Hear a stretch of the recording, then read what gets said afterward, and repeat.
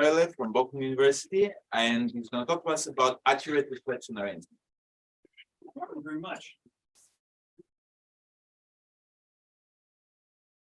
Thank you very much to the organizers for having me, for giving me the opportunity to speak here. So this is not the title that was announced, so I have to apologize for that. Well, I asked ChatGPT to write a talk for me about invariance and semi-invariance of the cohomology of the complement of reflection.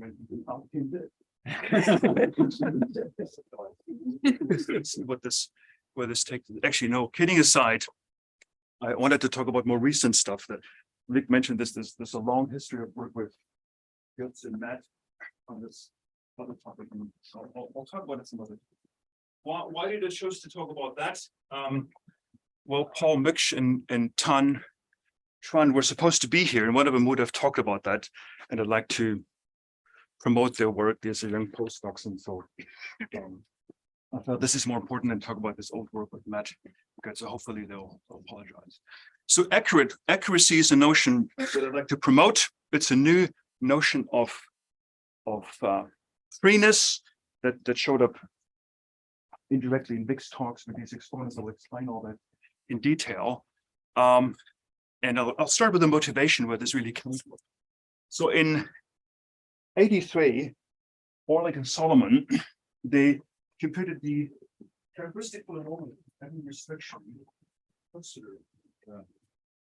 arrangement, and they realized that this factors over Z.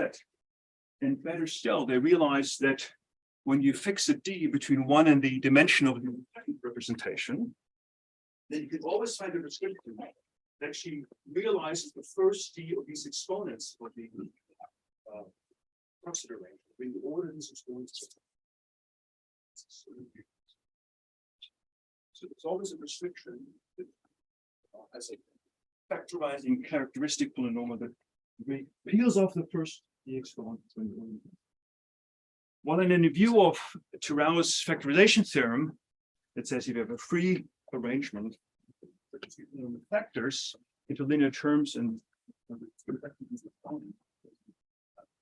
it's natural to actually conjecture that this is not a coincidence. It actually comes from this conjecture that Orlik, Solomon, Turou formulated just a little bit later, namely that if you have a Coxeter arrangement, then the first few exponents, and you order them by size, they're actually realized as the exponents of some free restriction. Not every free restriction will fit the sum. This is what we'll call accurate. I'll call in a minute, I'll call maybe 2 minutes, I'll call an arrangement, a general arrangement, accurate if it's free. And for every one of these integers between 1 and the rank, you can find something in the intersection lattice that peels off the first D exponents in the restriction. It's a free. So this seems to be the case here. So this was actually proved in a case-by-case effort by the really long case-by-case checks where every restriction was calculated to be free in several papers by Orlik and Turou. And so the only proof of this conjecture up until recently was this case proof, and we didn't like that. We thought there should be a uniform proof, and this is the first of these two papers that I'll report on. This paper with Paul in 2000. Okay, so the idea is to find a uniform explanation. This is what this is about. And so here's the sort of set of notation that we use. V is just an ambient space. We have a central hyperplane arrangement, L of A, that's the intersection lattice that floats around. We've seen already in Vic's talk this localization. So if I pick some intersection of hyperplanes, I can look at all the hyperplanes that lie above it. We'll just get A sub X. And then on the other side, there's and this A sub X is a subarrangement of A, but you can also do another thing. You can just take all the hyperplanes that don't already contain the X, intersected with X, and you pick up a hyperplane arrangement in the subspace X. And this is called the restriction that will pay from my motivation, that will pay a central role here. So in your segments, hyperplanes that don't already lie from X. Then S typically is the symmetric algebra of the dual space that features prominently. And then, since we're talking about a central hyperplane arrangement, if you take a linear form such that each hyperplane is the kernel of such a linear form, I can take the product of these linear forms, and that's my defining polynomial. So this is all extremely standard language in this setting. What are free arrangements? So freeness goes back to Saito. We have the pleasure of having you here. Thank you very much. So concepts was invented by free connection with derivations and every sort of business with this can do this also for hyperplane arrangement. So let der S be the S module of complex derivations, so linear maps such as obey the Leibniz rule. And this is a free S module, and the partial derivatives, we interpret this as a polynomial ring in these coordinates x1 to xl. That's just what this is. And then from the grading of this polynomial algebra, you get on the ring, you get a grading on this module, and you memorize that. So this is this definition really going back to Saito. Depending on where you look, it's 75 or 81. You correct this if I get this wrong. I'll find two references where we find this in more generality. But for us here, we say a module of A derivations is what? It's the following set of C derivations of S with the property that if I take any one of these derivations and apply it to this defining polynomial, my arrangement, I land back in the principal ideal spanned by this defining polynomial. Okay. And I say the arrangement is free if this is a free S module. This is a submodule of this. This is a purely algebraic definition. And it's not even clear whether it's anything that gives us anything. It's extremely important, but for now, it's a purely algebraic thing. So, well, it's a free module, then you can find a homogeneous basis, homogeneous in the sense of this grading that I mentioned upstairs. And these degrees are called exponents. They're invariant of this arrangement. The basis itself is not unique, but these exponents are unique. So it makes sense to write them down. So we abbreviate this usually by some tuple here, E1 to EL, and call them the exponents. They're extremely important. They've popped up in Vic's talk, right? These exponents of the braid arrangement. Well, you have this completely different. I want to focus on free arrangements. So some more bits and pieces about free arrangement. If the ambient arrangement is free, then any localization is free. This is possibly true to hrle. I didn't look at very much. Well, not so straightforward for restriction, right? If I do this other operation by taking my free hyperplane arrangement and restricting to one of these flats, this was a conjecture, I think, by Orlik from 81. It took quite some time, and Edelman and Vic settled that negatively in 91, saying, no, it's just not true. It's more complicated. So the restriction of a free arrangement needn't be free in general. They're very small examples. Well, but luckily, so this is a meeting about reflection arrangements. We're okay. Okay, reflection. This is my result. This is your result. Yeah. Some people say this is terror, but much earlier I published. Okay, I apologize for that. How about complex case? Complex. This reduction case, not me. Well, this is the complex. Here? G is a complex. I mean, I'm sorry, then I'm confused. I'm talking about classical finite reflection group. So this is true. This is your. I want to talk about all complex. Then I missed. I haven't read the last part of the sentence. So we're okay. Yep. Okay. So I think this is So all complex reflection arrangements stemming from a complex reflection group, they are free in the sense that I just.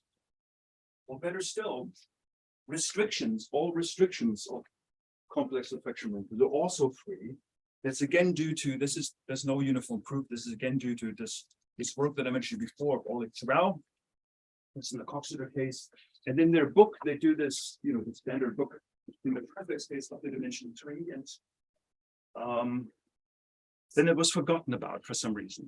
I remember this, I think in 2012, I asked Michael Kunz about, where's Michael? I asked him, well, this must be known by now. This is many, many years after this book appeared. Is this always true? He said, no. And I even asked her, I said, no. So I asked Torsten Hoge and said, well, can we check this? Said, yeah, we can. So there's only a handful of cases, so less than a handful of cases left in dimension 4 and 5. In these exceptional cases, for these exceptional groups, G33 and G34.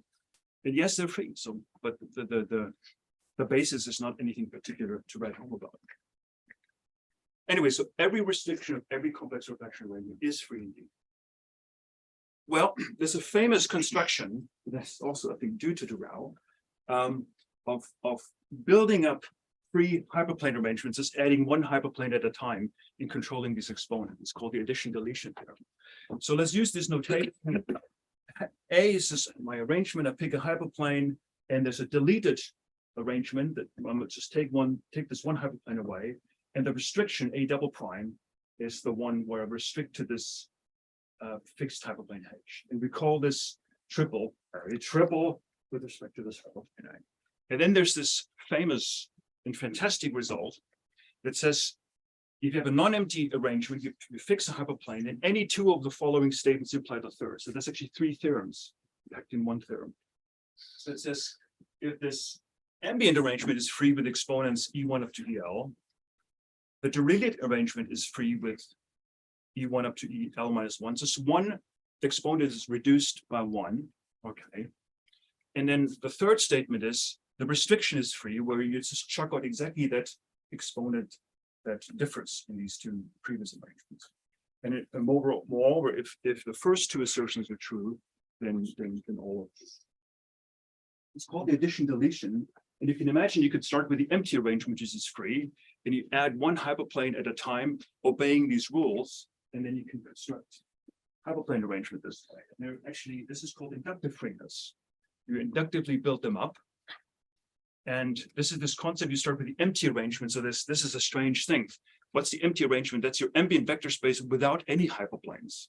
So the modular derivations, this is der S, and it's free with the partials. Okay, so there's nothing exciting about it.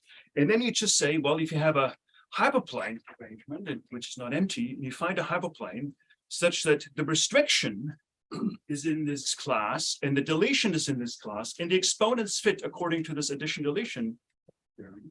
Then you want that the bigger arrangement is also in this class. So you can actually write, write induction. So you add these hyperplanes one at a time, obeying these exponents, and you're building up this. If I have time, I'll show you a generalization. So this inductive freeness is a combinatorial property. What do I mean by that? It just depends on the intersection lattice. Okay. And if every free hyperplane arrangement was inductive, you would have proved what's called the Durow conjecture. This algebraic notion of freeness is a purely combinatorial notion, just depending on this intersection lattice. It's still an open question. So this is combinatorial because you're building this up just with these exponents. The exponents themselves are also combinatorial because they're characteristic polynomial vectors. Durow factorization thing, which I didn't state explicitly. So this is a very important class.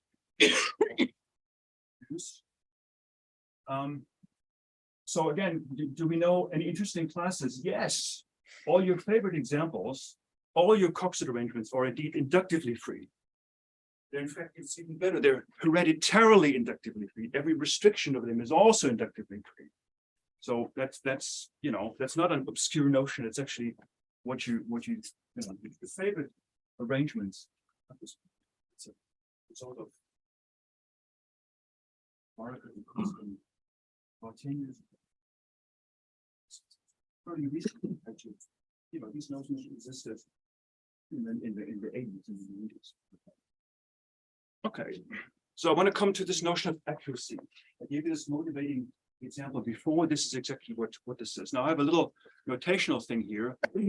Exponents with a little less or equal than sign down below. I just mean they're ordered. So this means E1 is less or equal than E2, is less or equal than E3, is less or equal than EL. Okay, I'm going to write this up. So this is a set of notions that are sharper than just freeness.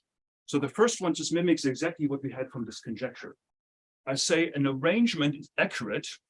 Well, this free arrangement is accurate, provided for every D between 1 and L, there exists a flat of dimension D, such that if I restrict to that flat, it's free, this restriction, and I pick up exactly the first D exponents, right? This is again lesser equivalent, so E1 up to ED. This is exactly what we've seen in this Solomon-Cherelle example. We just a fancy language. We're going to call this tuple the witness for the accuracy. So accurate, I mean, we had to come up with a new name. So accurate is very, very accurate. Shapes of these exponents at the time. Okay. So this is then this earlier paper of 2021. And then you can be a little bit more bold and you can say, what about if you can stick these flats into a flag? When we say A is flag accurate, if it's accurate, but this witness for the accuracy, you can line up. You can match them all up to the flag accuracy. It's a flag that gives a witness for the accuracy. Okay. And even more bold, you can say, what about everything you see is inductively free? So we say A is end flag accurate. It says what it does on the tin. If A is itself inductively free, I've explained to you what that is. It's flag accurate, and if you have a witness for the flag accuracy, such that each restriction is not just free, but it's also inductively free. Okay, for each one of these D's that you can pick. When you say that such a thing is a witness. That seems pretty outrageous. It's getting tighter and tighter.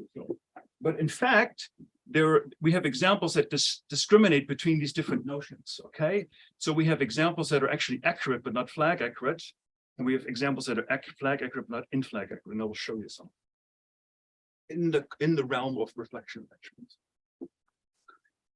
Example: what is the most important example? Symmetric group, the braid arrangement. That better be something interesting. So I don't know why this is green. But it is. But for whatever reasons it is. I didn't pick any of these colors. I don't know what it is. So this is how one way to write the symmetric group. You could do the complex. This is Shepherd Todd. No. So this is free. We've seen the exponents 1 to L minus 1. Now, if you pick this particular D-dimensional flat by looking at these, making sure that the first L minus E plus 1 coordinates are the same, then if you restrict to that, you pick up the braid arrangement in dimension D. And so this is again also free with exactly these exponents. So it shapes of the first D exponents. And if you take anything of that dimension, you'll always get not just one. But yeah, but it's just pick your one. Just pick your favorite one. Yeah, pick my favorite one because I want to stick them into one another. Okay. Oh, I see. I'm going a little further. See, so braid arrangements are all inductively free, and these flats that I picked here, they form a flag. You're absolutely right. I could have picked anything, but I want to stick them into one another. Obviously, they form a flag. So this means this thing is actually end flag accurate. So they're accurate. They form a flag, and everything that you see is inductively free. So I guess just to clarify, because this flag is a particular one, it's like the modular flag that realizes that this is super solvable. But I think Eric is right that like any flag would also have the same property as far as that's true. Is that what you meant? I think Theo said it better. I just meant that. Yeah. Whenever you take a flag, you're taking because of super solvability. I didn't know that super solvability featured so prominently in your part of it. Everything is super solvable. So everything everyone can know. It's true. Anyway, so your favorite example is in flag accurate. So completely stupid. Very special, but it's true. So I can rephrase this initial conjecture of Solomon-Cherelle by saying every Cox arrangement is accurate, and indeed it is. This was this proof.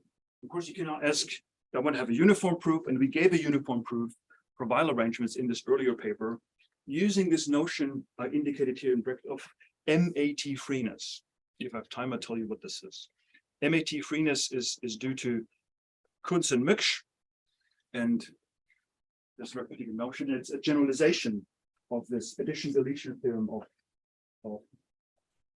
Hrle, and it's not very well known, so I'd like to promote that as well. So anyway, okay, this seems something you can do, and you can now ask yourself, well, so if this is true for type A, are all Coxeter arrangements flag accurate, possibly even in flag accurate?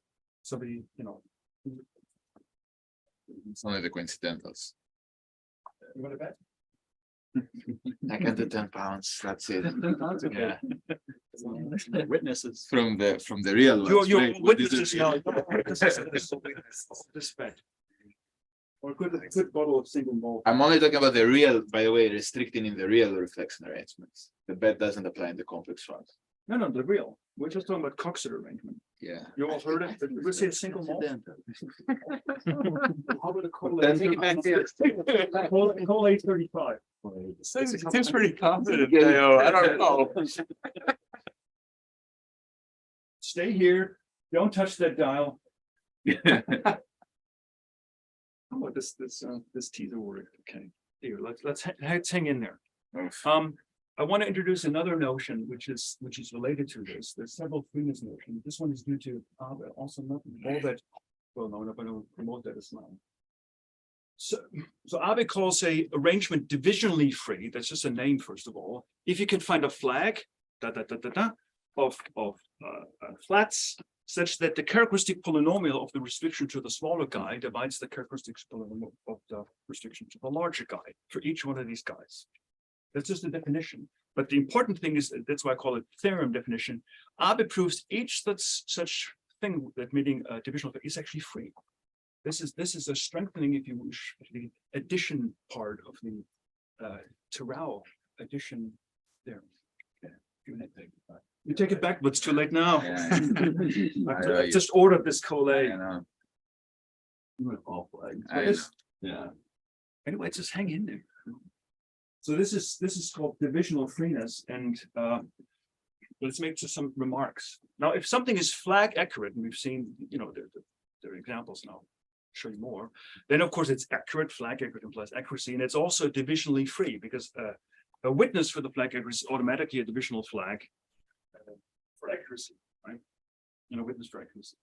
But the converse is false. You can have something which is divisionally free in the sense of Abe, which is also accurate, but not flag accurate. So you find an X in every dimension such that it reveals first the exponents, but you can't put this into your flag. And the smallest example, we found lots of examples in graphic arrangements, but since this is about reflection arrangements in the buddies, the smallest example we found is a so-called ideal Xi arrangement. I'm not going to explain to you what that is. Type F4. It's a small innocent thing that is actually divisionally free, that is actually accurate, but you can't fit these things that you need to show. So a divisional flag is not an accurate flag. That's what this is. So this discriminates between these two. And again, flag accuracy is a combinatorial property. It just depends on the intersectional lattice. Okay.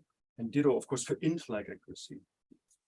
And also divisional freeness, as I said, is combinatorial. Well, maybe I didn't say, but it's also combinatorial. See, these are all combinatorial notions of freeness.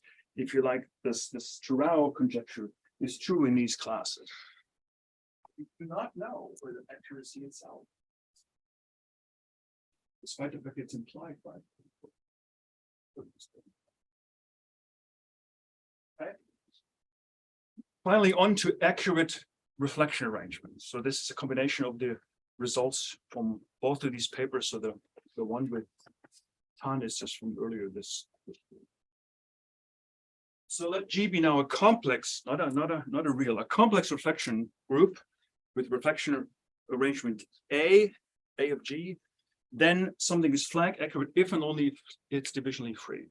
Okay, so there's nothing new.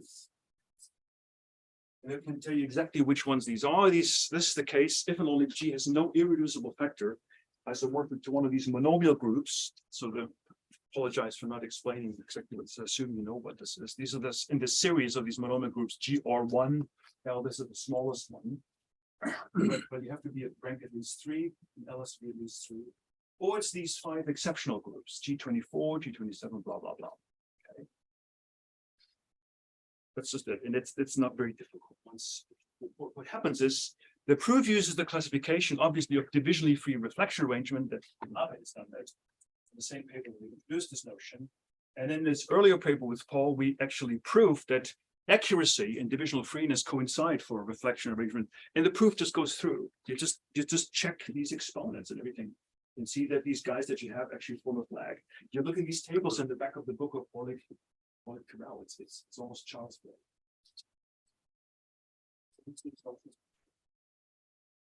Corollary. There you go. Coxeter arrangements are in flag accurate. Sorry, rough.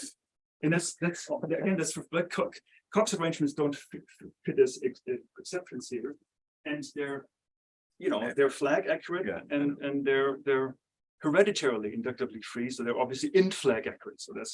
So all your favorite reflection arrangements fit this class, fit this bill of in flag accuracy. So I think that's a justification for study. In these papers, we study lots of other classes. I'll mention a few now. Especially among graphic arrangements, all hell breaks loose. A free graphic arrangement is super solvable, but doesn't have to be accurate, doesn't have to be flag accurate, all hell breaks loose. But I didn't want to talk about graphic arrangements. So the upshot, this is just a corollary of the theorem I just showed you, is this. All these notions somehow miraculously fit together. So it's back to the general, if you have an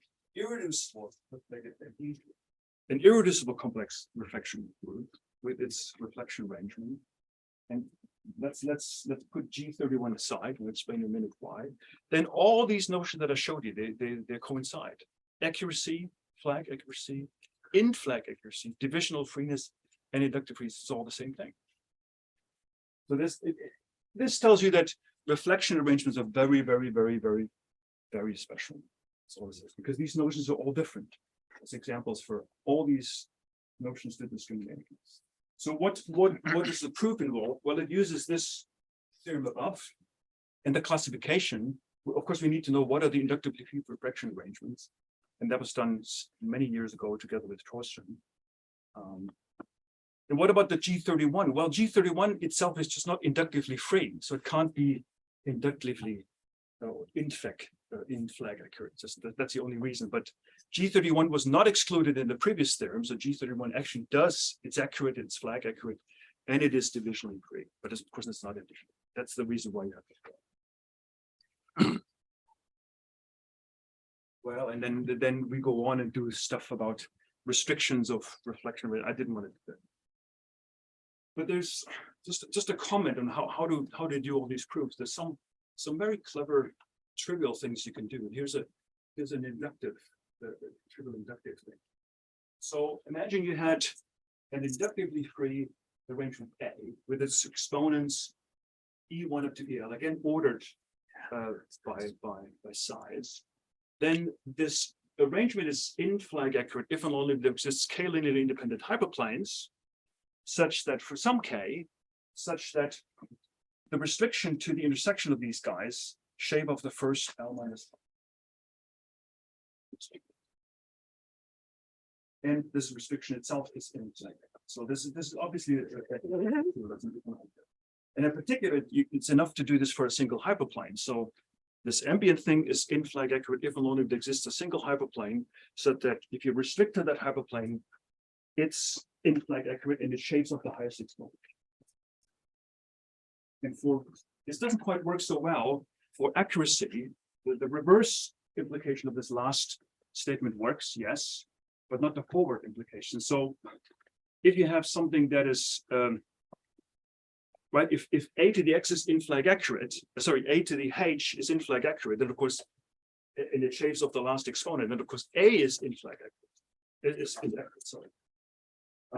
But you can have examples where the whole arrangement is accurate, right? You have something that shaves off these exponents bit by bit in the order you like, but the restriction itself doesn't have to be. That's a bit of a complication. What is this MAT-freeness that I mentioned before? This is a fantastic tool and a fantastic notion of freeness, which again is not so well known, so I would like to promote that here. It's a generalization of this addition. Remember, this Terrell's addition theorem says if you pay attention to the exponents, you can add one hyperplane at a time and build up your hyperplane arrangement. Okay, here's the thing. This MAT stands for multi-addition theorem. What you can do is you can take a whole bunch of hyperplanes, then you have to pay attention to some conditions. You can chuck in a whole bunch of hyperplanes in one go, and then control the exponents. So it's a generalization. This is what MAT stands for. So this was coined, this notion of MAT-freeness, and it's based on so-called multiple addition theorem, which was created by Arbe and collaborators in 2016 to prove freeness of ideal subarrangements. By the way, we have the experts. They'll feature as well. So here's this. This is the main theorem in this earlier paper. It's called, and the proof is difficult. We show that, which we haven't told you what this is yet, but I will. That MAT-free arrangements, so this generalized, it's also combinatorial. This generalized notion of adding hyperplanes in one go. This accuracy. And interestingly, this MAT-free notion is a combinatorial one, but we don't know what accuracy. And this gives lots of classes. So MAT-freeness, as I say, is combinatorial. And ideal subarrangements, I don't really define what this is, but some of us know exactly what this is. We just invented it. So you take, for Weil arrangements, what you do is you take a lower order ideal in a set of positive roots associated with such a Weil arrangement, then take the corresponding sub-arrangement. Just the hyperplanes coming from this lower order ideal. And that turns out to be free. That's conjectured by Eric and and then in this paper of Arvid, Barker, Prince, Hogan, Terrell, and 16, they proved this conjecture. They're always free. In fact, they use this MAT theorem. So they're actually not just free, but they're very, very. So what you do is you start with your roots in your the hyperplanes corresponding to the roots of type 1, then you add on the hyperplanes corresponding to roots of higher height. These are the layers, and then you can throw them, chuck them in, and that's what you think. And so as a consequence, this is just a corollary of this thing above, and the results from this 2016 paper. Ideal arrangements are accurate. That's certainly the result. So you can shave off these exponents by finding restrictions as you like. It's not so easy to actually point to. If I give you an ideal arrangement, then it's not so tricky to find.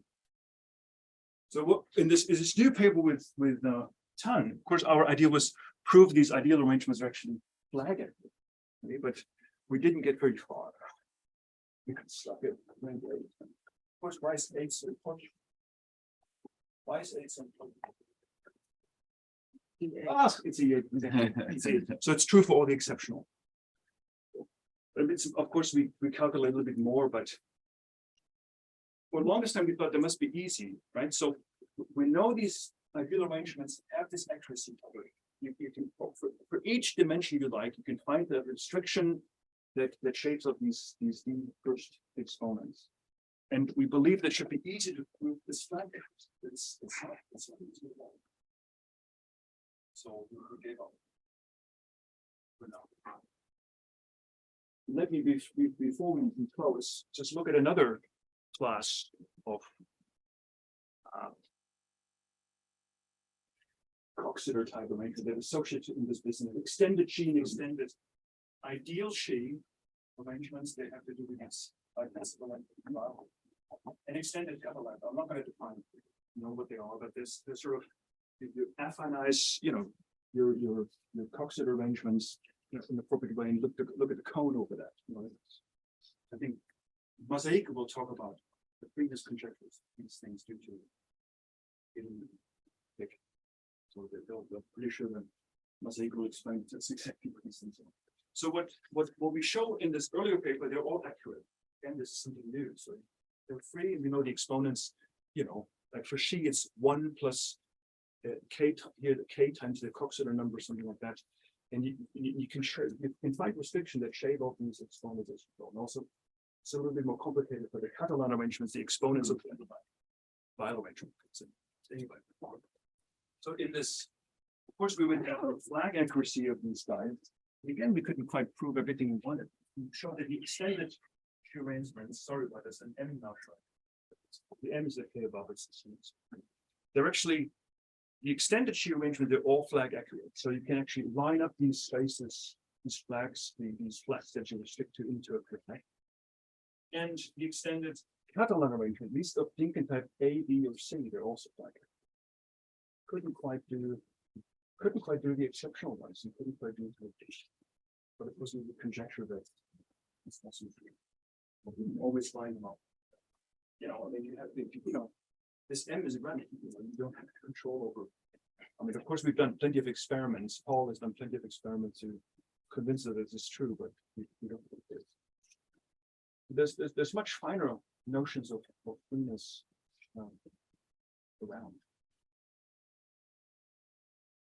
Well, I promised you to tell you something about MAT-freeness, so you need to know what this MAT theorem is. It's a little bit, if you see this for the first time, it's a little bit, sounds complicated, but it really isn't.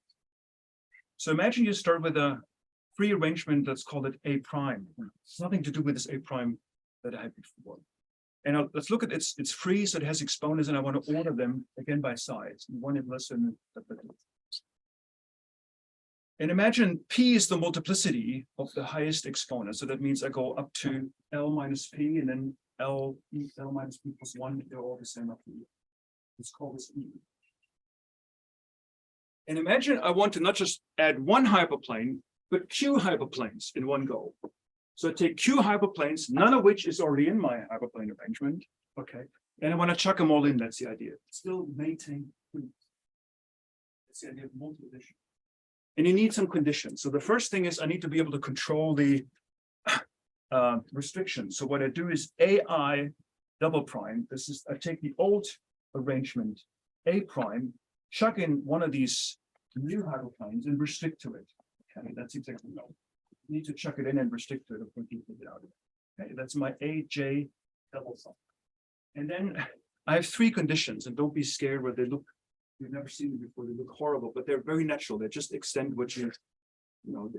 If Q is equal to 1, they specialize to something that you're comfortable with, and from the addition deletion thing of 2 hours. So first of all, you want that. This is generic. So H1 up to HQ intersect, and there's Q codimensional. No silly repetition on it. And you want that this new guy you create doesn't already live in the union of these hyperplanes you had before. And you want to control, this has to do with the exponents that you want to make. So the number of hyperplanes in this initial arrangement minus any one of them that you create in these restrictions, this is exactly your constant highest exponent. Okay. Sounds artificial, but it really isn't if you think through this. Well, and then the amazing thing, and this is what they proved in this paper, is then if you chuck in these Q hyperplanes, okay, and there's a bound on this Q. This Q can't be bigger than this number of maximal exponents, right? Q is bounded by Q. And then this thing is free again, not just checking in one hyperplane, but a whole bunch of them. And you can control the exponents. What happens is, you know, on the last Q exponents of these high school, they go up by 1. Okay. You have a fantastic way of controlling them. That's called the multiple addition theorem, or MAT theorem. And now you can imagine if you do induction by repeated steps of that, that's called MAT-freeness. Okay. That's the notion of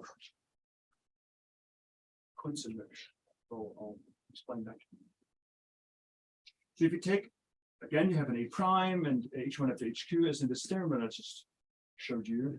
And if you have these conditions satisfied and you chuck in these H1 up to HQ in one go, that's called as an MAT step. And you want to have a notion for that. And then the iterative application of these MAT steps, this is simply MAT-freeness. So if you say that I can cook up on a hyperplane arrangement by repeatedly repeating these MAT steps, that's MAT-free. Okay. So it's just a generalization of the addition part of the addition of inductive freeness. Okay. And so it should be also closely related to inductive freeness. And I think there's a conjecture by Michael and Paul that this should imply inductive freeness, but as far as I know, this is still open. So here's technically this definition. Again, don't be scared by that. We say that an arrangement is MAT free if there exists a partition of your hyperplane arrangement, pi1 up to pi n, and each of these partitions is one MAT step. So that, you take, well, you start with the empty arrangement, obviously, sorry, you start with the empty arrangement. And then you chuck in, you take for each partition, you just take the union of these different parts, and then you simply check that, you simply check that the rank of these parts is exactly, these are generic, and the intersection of the previous guys doesn't live in the union, the new guys doesn't live in the union of the hyperplanes from the previous guys. These are exactly the three conditions you've seen before. So in short, just saying this, moving from one of these bits to the next bit, from AK to AK plus 1, you're checking out which bit. This is an MAT step. It looks a little bit complicated, but it really isn't. I'm just applying this definition. I'm doing MAT steps over and over again. And so if I can create a hyperplane arrangement like this, I call it MAT free. It's free, but it's actually a combinatorial property. And this theorem that they proved in the same paper, Michael and Paul, is that if G is an irreducible complex reflection group with reflection arrangement, B again a complex is not the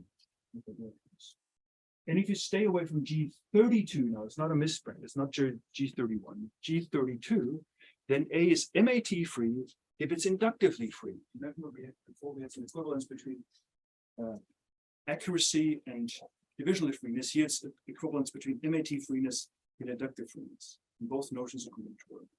So this G31, the reflection arrangement of G31 is inductively free, but it's apparently not MAT free. So it's a slight strange notion. So this is the case. They have an explicit list. If G has no irreducible factor of almost the same list, you have to disregard the monomial groups, the minimal ones of R is at least 3, and L is at least 3. And means I think now it's 6 exceptional groups here, 31. Any MAT-free complex affection groups, ones that where you can build up this freeness combinatorial. And again, this is a combinatorial notion. This is the essence of this proof of our from 16 ideal subarrangements of bound are MAT free. They proved this using this multi-mission. They invented this in this paper. So not only are they free, their freeness is combinatorial in the size, and adding things layer by layer. It's absolutely, if you have a chance of looking at this, it's absolutely